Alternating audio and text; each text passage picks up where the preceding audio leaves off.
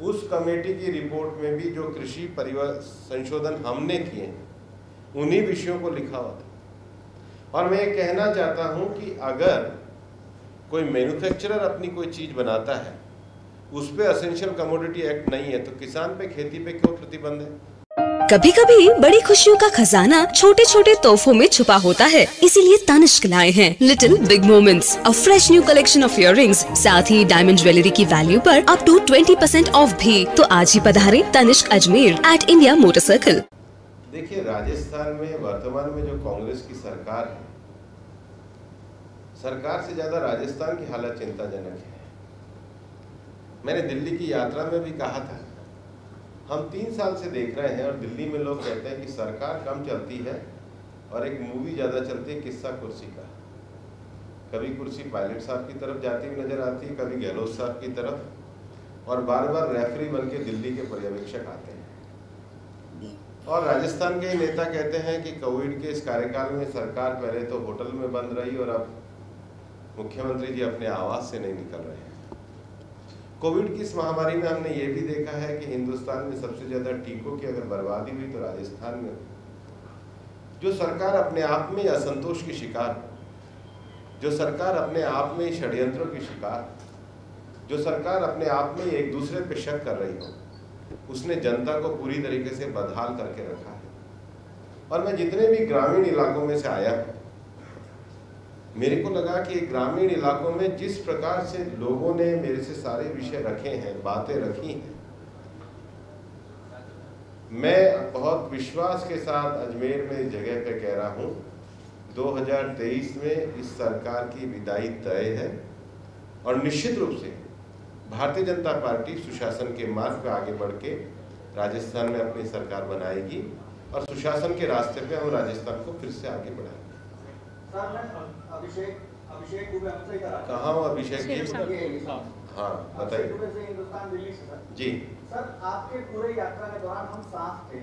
ये जानना जरूरी है कि दिल्ली में संसद सत्र के दौरान कांग्रेस और तमाम क्षेत्रीय पार्टियां हैं, उन्होंने बवाल किया किसान आंदोलन को लेकर। आपकी पूरी यात्रा में क्या कहीं भी आपको किसानों का विरोध राजस्थान में किसी भी इलाके में दिखाई दिया?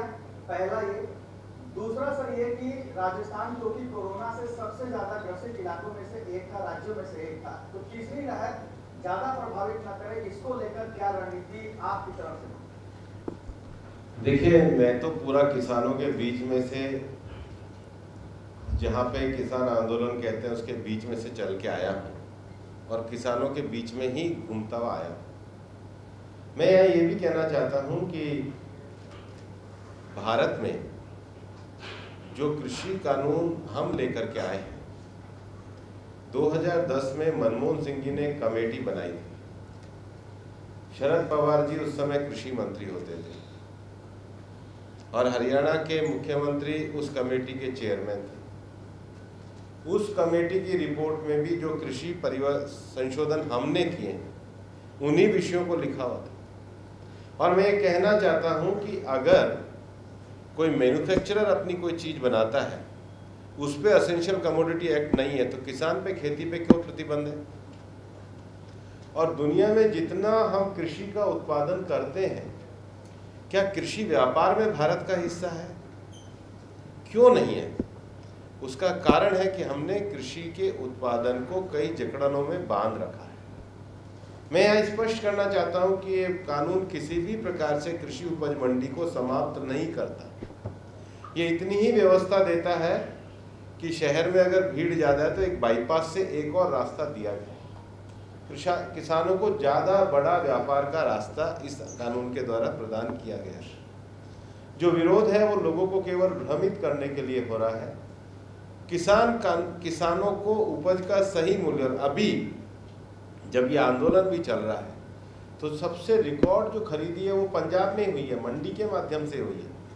अगर कांग्रेस वाले कहते हैं तो वो इस आंकड़े को देखें। इसलिए मेरे को कहीं कोई विरोध नहीं दिया। हाँ, कांग्रेस वाले अपने मंच से जरूर पत्रकारों को कुछ ना कुछ कहते हैं, लेकिन जनता उन विषयों को सुनने को तैयार नहीं।